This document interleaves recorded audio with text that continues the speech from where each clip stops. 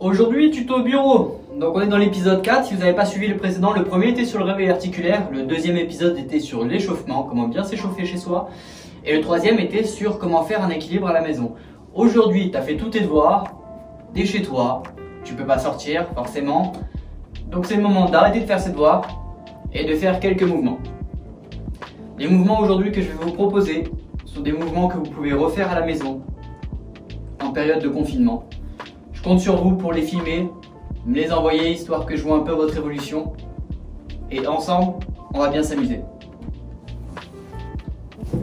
La base dépassement. Apprendre à lever ses fesses. Position, les mains sur le bureau. Ensuite, on se soulève dans les épaules ici. Et après, vous avez juste à monter les fesses. Ok ?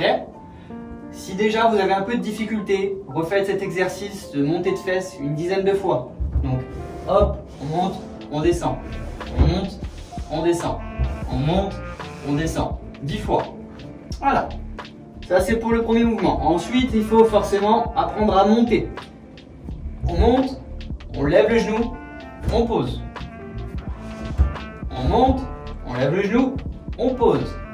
Et pareil, faites ça une dizaine de fois, vous allez voir qu'au niveau de vos abdos, ça va commencer à chauffer. Quand vous avez travaillé une jambe 10 fois, travaillez l'autre côté 10 fois également. Montez, levez, posez. Ok ? Toujours de face. Posez pas le genou. Il n'y a que les petits enfants qui posent les genoux. En général, vous avez vu souvent vos enfants, ils sont là. Hop, ils posent le genou et ils se soulèvent. Là, on est vraiment dans la dynamique parcours. Donc pas de coude, pas de genou. Sinon, vous faites 10 pompes à chaque fois que vous posez le genou. Ou les coudes. On lève, hop, on pose. Une fois que vous avez fait ces mouvements-là, vous n'avez plus qu'à monter. On lève, on pose, on pousse et on pose. Ok. Allez, on se la refait. On lève, on pose, on pousse. Et hop, on s'est retrouvé dessus. Deuxième mouvement. La même chose, mais on essaye de le faire au milieu. Ça va demander plus de technique, plus de souplesse aussi. Restez bien de face, vous montez, vous levez et vous posez. La difficulté est vraiment, à la fin, il faut vraiment pousser pour poser. Sinon, vous allez faire monter et faire ça. Poser le genou. Et là, vous allez devoir faire 10 pompes.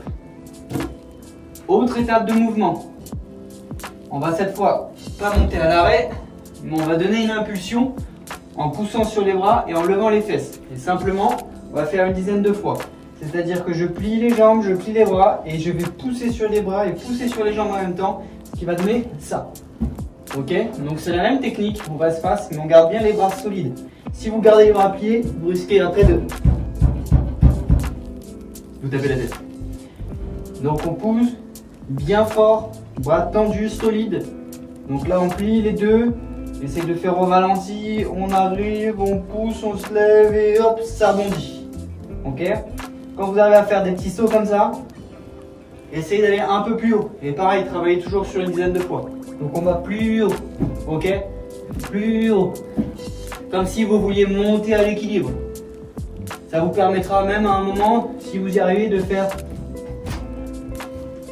la montée directement dessus. C'est important de bien comprendre comment pousser. Les premières erreurs qui arrivent sur les bases des sauts de chat, c'est quand les gens poussent, ils poussent pas assez, donc quand ils veulent relever les jambes, c'est les tibias qui vont arriver en premier.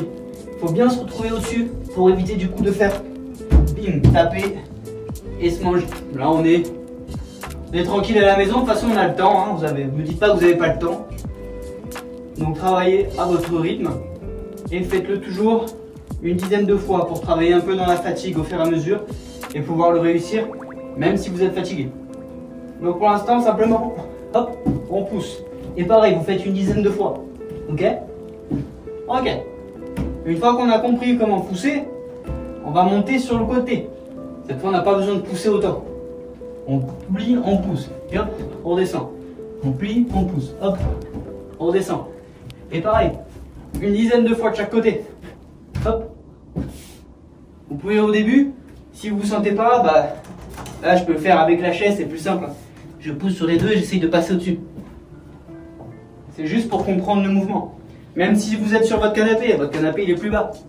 Vous pouvez facilement faire ça dessus. D'ailleurs, du coup, demain, ce sera tuto canapé et table basse. Comme ça, au moins, je vais tout dans la lancée. Ok. Donc, le mouvement suivant va être un déplacement sur le côté. Donc là, on a fait les montées-descentes. Et cette fois, on va faire la montée-descente, mais dans le même sens. Donc là, je vais à droite, hop, et je descends à droite, hop. Je vais à gauche, hop, et je descends à gauche, hop. Ok. Ça, c'est une base pour le 360. Ensuite, je vous demande pas de le faire aujourd'hui, mais essayez de le faire en une fois. Donc là, vous pouvez utiliser votre canapé. Ok. Là, il y a le tour directement.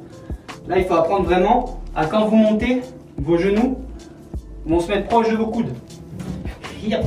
Je suis vraiment proche pour avoir un axe plus facile pour tourner en fait. Et ensuite, il y a un petit coup d'épaule qui se crée. Donc après, on pousse.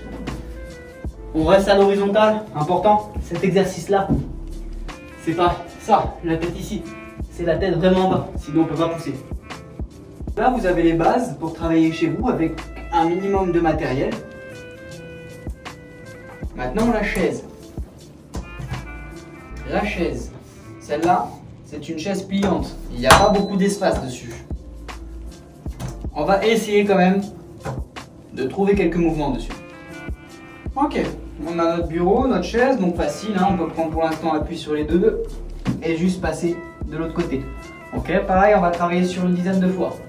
Donc 2, hop, on essaye d'enchaîner. Quand on arrive, on décale le plus possible. Pourquoi? J'ai un ami qui m'a demandé du coup sur Instagram comment je faisais pour être aussi léger. C'est une question d'habitude dans le sens où j'ai souvent habité avec des voisins qui soient au-dessus ou en dessous, et donc mon défi c'était toujours de faire le moins de bruit pour éviter de les déranger. Donc en fait, moins vous faites de bruit, plus vous êtes léger. Donc pour être plus léger, il faut toujours contrôler son mouvement.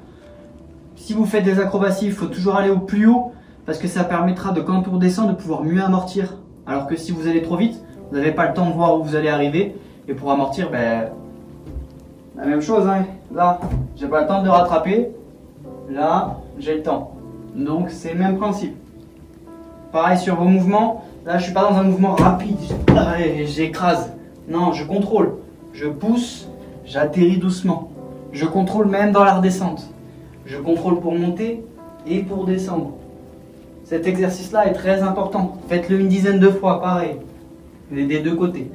Une fois qu'on a fait ça, on va essayer de faire, hop, le retour en arrière. Donc pensez à quand vous êtes passé là. Il y a un mouvement de genou qui va se créer pour monter, pour passer derrière, la jambe se retrouve là et passe ensuite. Ok? C'est pas je vais devant et je bourrine derrière. Sinon, bah voilà ce qui se passe. Vraiment, je pousse, genou, genou, je lève genou, je lève jambe et je vais derrière. Ok? Pareil. Cet exercice-là, une dizaine de fois. Ça permet d'améliorer vos positions au niveau des bras et de commencer à comprendre les étapes pour devenir de plus en plus léger. Ensuite, vous pouvez forcément varier. Si vous avez fait comme ça en arrière, après vous pouvez faire des demi-tours. Ici, hop, on tourne. Et c'est à la fin où le bras qui est sur l'aspect le plus solide, de pivoter. Donc là, je pousse, hop, j'ai mon épaule se retrouve là, et je reviens, hop, hop. Ok? Une fois qu'on a fait ça, on peut commencer à comprendre également encore plus la légèreté en prenant appui, sauf que cette fois on monte sur la chaise, on essaie en redescendant au début, on prend les appuis pour redescendre le moins possible. Le but c'est de ne pas entendre de bruit, donc hop, au fur et à mesure, vous enlevez les mains, vous en posez qu'une, hop, et après vous essayez de le faire du coup sans les mains forcément. On monte, on descend, on fléchit.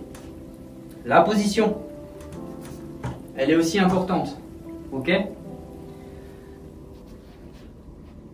Pieds serrés. Quand je fléchis, je ne serre pas les genoux, je les écarte. Je me mets sur la demi-pointe.